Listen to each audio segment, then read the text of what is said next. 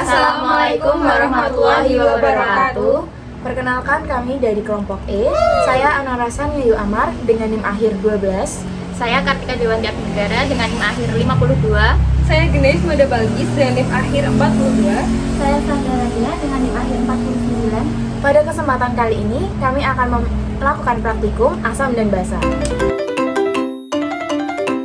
Yang pertama yaitu landasan teori. Asam secara umum merupakan senyawa kimia yang bila dilarutkan dalam air akan menghasilkan larutan dengan pH lebih kecil dari 7. Dalam definisi modern, asam adalah suatu zat yang dapat memberi proton atau ion H+ kepada zat lain yang disebut basa, atau dapat menerima pasangan elektron bebas dari suatu basa. Suatu asam bereaksi dengan suatu basa dalam reaksi penetralan untuk membentuk garam. Yang pertama yaitu teori asam basa Arrhenius. Teori ini pertama kali dikemukakan pada tahun 1884 oleh Sven August Arrhenius. Menurut Arrhenius, definisi ini dari asam dan basa yaitu asam adalah senyawa yang jika dilarutkan dalam air melepaskan ion H+. Basa adalah senyawa yang jika dilarutkan dalam air melepaskan ion OH-. Yang kedua yaitu teori Bronsted-Lowry.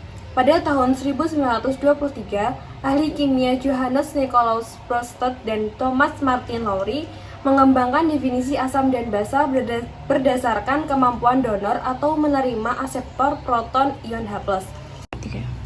Menurut konsep Bronsted dan Lowry, zat yang memiliki kecenderungan untuk menyumbangkan ion H+ pada zat lain adalah asam, sedangkan zat yang memiliki kecenderungan untuk menerima ion H+ dari zat lain adalah basa. Yang ketiga yaitu teori Lewis. Pada tahun 1923, Gilbert Newton Lewis, seorang ahli kimia dari UC Berkeley, mengusulkan teori alternatif untuk mengembangkan asam dan basa. Teorinya menjelaskan tentang asam dan basa berdasarkan struktur dan ikatan. Asam menurut Lewis adalah suatu zat yang mempunyai kecenderungan menerima pasangan elektron dari basa. Basa menurut Lewis adalah zat yang dapat memberikan pasangan dari elektron. Tujuan praktikum kali ini yaitu yang pertama, mengetahui cara membuat indikator asam basa dari bahan alami. Yang kedua yaitu mengetahui sifat asam basa suatu zat dengan menggunakan indikator alami, dan yang ketiga yaitu mengamati perubahan-perubahan warna indikator pada larutan asam dan basa. Semua di sini saya akan mempraktikkan metode yang digunakan dalam uji coba asam dan basa. Siapkan alat dan bahan. Alat yang digunakan ada wadah, sendok.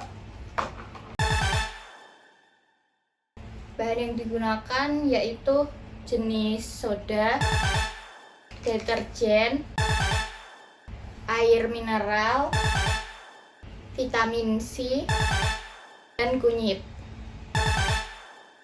Langkah yang pertama adalah menghaluskan kunyit. Parut kunyit sampai menghasilkan sari seperti ini. Langkah selanjutnya adalah tuangkan sampel ke dalam wadah.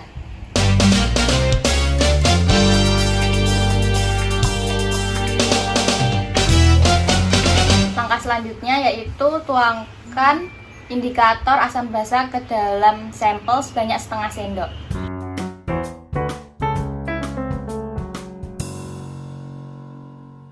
Lalu aduk untuk melihat hasilnya. Karena sampel CDR mengandung pewarna buatan sehingga hasilnya tidak akurat, maka kita ganti dengan sampel menggunakan larutan jeruk. Jadi, hasil dalam uji coba asam dengan menggunakan sampel air jeruk bersifat asam karena berwarna kuning terang. Sedangkan sampel menggunakan air mineral dan soda bersifat netral karena menghasilkan warna kuning agak tua. Dan deterjen bersifat basa karena menghasilkan warna merah. Yang selanjutnya kita menuju ke tahapan pembahasan. Berdasarkan praktikum yang kami lakukan, mengenai bahan alami yang dapat dijadikan sebagai indikator asam dan basa. Bahan alami yang kami gunakan adalah ekstrak kunyit. Mengapa ekstrak kunyit kami gunakan? Karena ekstrak kunyit itu bisa membuktikan bahwa bahan-bahan alami juga mampu dijadikan indikator asam dan basa. Nah, ketika kami mencampurkan bahan alami yang diasumsi dapat menjadi indikator dengan larutan asam ataupun larutan basa, terjadi perubahan warna dan warna tersebut berbeda dari warna asli dari ekstrak kunyit. Hal ini disebabkan karena terjadi pergeseran keseimbangan ketika ditambahkan maupun dikurangi ion H+. Ada beberapa indikator asam basa yang harus dipenuhi oleh suatu zat ketika kita akan melakukan suatu uji yang melibatkan asam basa. Yang pertama adalah kestabilan. Senyawa yang digunakan sebagai indikator asam basa harus stabil. Sebab jika senyawa tidak stabil, dengan adanya perubahan pH dikhawatirkan akan mengubah nilai pH. Nah, ketentuan stabil ini itu dalam artian tidak merubah nilai pH. Yang kedua adalah adanya perubahan warna. Dengan adanya perubahan pH, maka senyawa indikator juga harus ikut berubah warna pada pH tertentu. Nah, perubahan ini tergantung pada senyawa atau indikator yang kita gunakan dalam uji ini. Pada praktikum ini, indikator asam dan basa dengan ekstrak kunyit memanfaatkan kandungan kurkumin yang ada di dalamnya. Ketika larutan air mineral dengan soda dicampur dengan ekstrak kunyit, maka kedua larutan tersebut akan berubah warna menjadi warna jingga tua. Hal ini disebabkan karena larutan dari air mineral dan soda itu bersifat netral. Selanjutnya, ekstrak kunyit dicampur dengan air deterjen, maka akan berubah menjadi warna gelap karena air dari deterjen ini bersifat basa.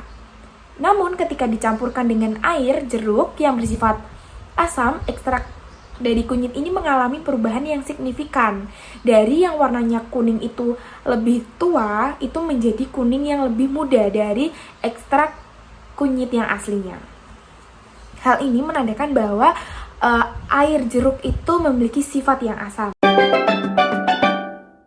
Simpulkan bahwa dalam melakukan praktikum ini terdapat beberapa sifat asam basa suatu zat dengan menggunakan indikator alami.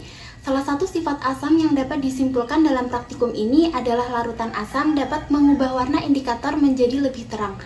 Sedangkan larutan basa mengubah warna indikator menjadi lebih gelap. Namun, tidak semua bahan alami yang digunakan pada praktikum mengalami perubahan warna yang signifikan. Selama melakukan praktikum, terdapat beberapa bahan alami yang mengalami perubahan warna secara signifikan, di mana bahan alami tersebut cocok untuk dijadikan sebagai indikator asam basa alami. Perubahan indikator yang dimaksud adalah kunyit yang berubah warna menjadi kuning ketika dicampur larutan asam dan warna merah gelap ketika dicampur larutan basa.